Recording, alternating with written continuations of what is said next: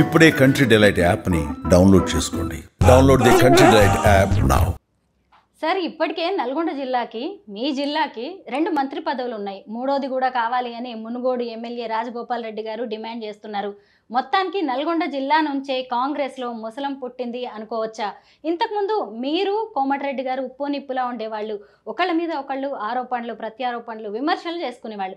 ఈ మధ్య మీరేంటో వాళ్ళిద్దరి మధ్య ఏం జరుగుతుంది, కాంగ్రెస్లో ఏం జరుగుతుంది అని సైలెంట్గా చూస్తూ ఉన్నారా? వాస్తవానికి కొంచెం మీడియా ఎక్కువ ఇంపార్టెన్స్ ఇస్తుంది, కానీ వాళ్ళు ఎప్పుడైనా కోతి చేస్తలేనమ్మా వాళ్ళిద్దరికి కూడా.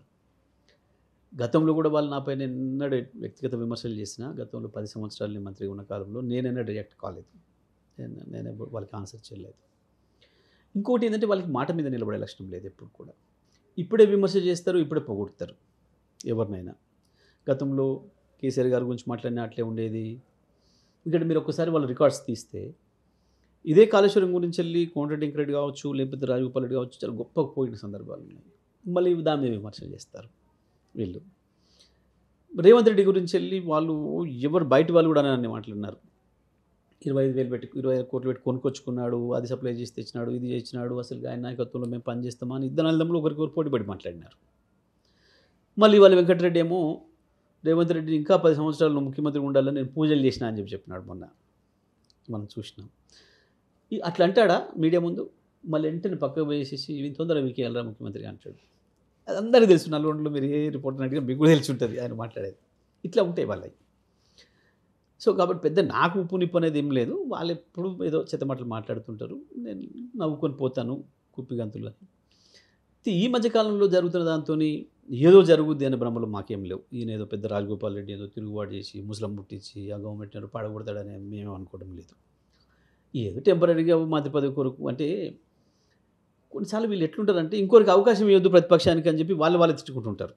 వాళ్ళకి అదొక లక్షణం ఉంటుంది.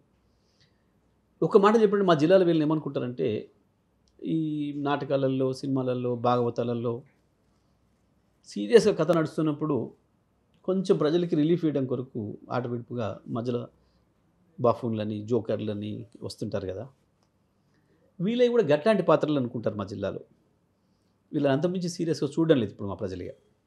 ఎందుకంటే వీళ్ళు గతం, వీళ్ళ చరిత్ర, వీళ్ళు మాట్లాడింది, మాట మార్చింది, ఇవన్నీ కూడా చూస్తున్నారు. లేకపోతే ఎంత దిగజారి ముఖ్యమంత్రిగా అసలు ఎవరు పోయినా ఈ 3 ఏళ్లలో, ఈ 2 ఏళ్లలో అడే ముఖ్యమంత్రిరా అని చెప్పి మాట్లాడతాడని ప్రతి ఒక్కరు చెప్పారు. ఆ మధ్యనైతే వార్తలు వచ్చినాయి, మనం అందరం కూడా చూసినాం. వెంకరెడ్డి ఉత్తమ్ మాట్లాడుకున్నది ట్యాబ్ చేసిండు రేవంత్ రెడ్డి అని చెప్పి ఈయన చాలా చోటు చెప్పుకున్నాడు అని చెప్పి రాసిండ్రు. ఫోనే బంద్ చేసిండు నెల రోజులుగా వెంకరెడ్డి అని కూడా చెప్పారు. ఇప్పుడు ఫోన్ తీసేసి డబ్బా ఫోన్ వాడుతున్నాడు అని కూడా చెప్తున్నారు. ఇవన్నీ ఫోన్ బంద్ పెడుతున్నాడు, ఎప్పుడు చూసినా ఫోన్ ఆన్ ఉండటం లేదు అని నల్గొండ రిపోర్టర్ని ఎవరిని అడిగినా చెప్తారు వాళ్ళే. ఇవన్నీ జరుగుతున్నాయి. ఇవన్నీ ఒకవైపు జరుపుకుంటూ మొన్న ఏదో ఆయన క్యాంప్ ఆఫీస్ గృహప్రవేశం చేసిన అని చెప్పి దాంట్లో ఈయన ఏదో ముఖ్యమంత్రికి ఫోన్ చేస్తే 2 సార్లు కలవలేదట మొదలు. ఆ తర్వాత ఫోన్ వస్తుంటే అదే ముఖ్యమంత్రి ఫోన్ చేస్తుండే అవుర్రా అని చెప్పి ముఖ్యమంత్రి గారు మీరు ఇంకా 10 ఏళ్ళు మీరే ముఖ్యమంత్రి ఉండాలని చెప్పి నేను ఇక్కడ హోమం చేసిన.